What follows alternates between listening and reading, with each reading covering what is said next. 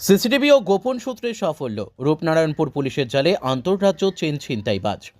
অপরাধ দমনে তৎপরতার এক উজ্জ্বল দৃষ্টান্ত স্থাপন করল সালানপুর থানার রূপনারায়ণপুর ফাঁড়ি।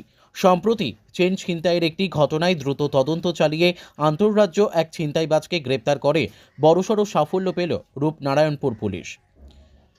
পুলিশ সূত্রে জানা গেছে, নাগপুর অমরাবতী এলাকার বাসিন্দা ভরত গুরুদাস মাল ওয়াসওয়ানি নামে এক ব্যক্তি কয়েকদিন আগে রূপনারায়ণপুরের ভিডিও অফিস সংলগ্ন এলাকায় এক মহিলার গলার সোনার চেন ছিনতাই করে চম্পট দেয়। ঘটনার পরপরই ভুক্তভোগী মহিলা রূপনারায়ণপুর ফাঁড়িতে লিখিত অভিযোগ দায়ের করেন। অভিযোগ পেতেই পুলিশ দ্রুত তদন্তে নামে। তদন্তের প্রথম ধাপে ঘটনাস্থল ও আশপাশের এলাকার সিসিটিভি ফুটেজ খতিয়ে দেখা হয়।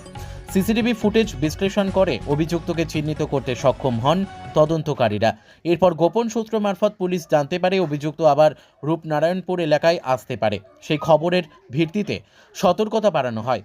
গতকাল রূপনারায়ণপুরের নান্দনিক হল সংলগ্ন এলাকায় অভিযান চালিয়ে রূপনারায়ণপুর ফাঁড়ির আধিকারিক অরুণাভ ভট্টাচার্য ও সিভিক ভলেন্টিয়ার বিকাশ বাদ্যকরের তৎপরতায় ধরা পড়ে অভিযুক্ত ভরত গুরুদাস মাল ওয়াসওয়ানি। পুলিশের হাতে গ্রেপ্তারের পর প্রাথমিক জিজ্ঞাসাবাদে একাধিক গুরুত্বপূর্ণ তথ্য উঠে এসেছে বলে জানা গেছে।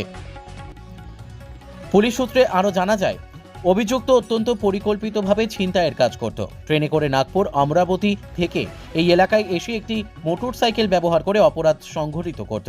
ছিনতাইয়ের পর নির্দিষ্ট সাইকেল স্ট্যান্ডে মোটরসাইকেল রেখে ফের ট্রেনেই নিজের বাড়ি ফিরে যেত সে। এই কৌশলের মাধ্যমেই দীর্ঘদিন পুলিশের নজর এড়িয়ে চলছিল অভিযুক্ত। ধৃত ব্যক্তিকে মঙ্গলবার সকালে আসানসোল আদালতে পেশ করা হয়েছে।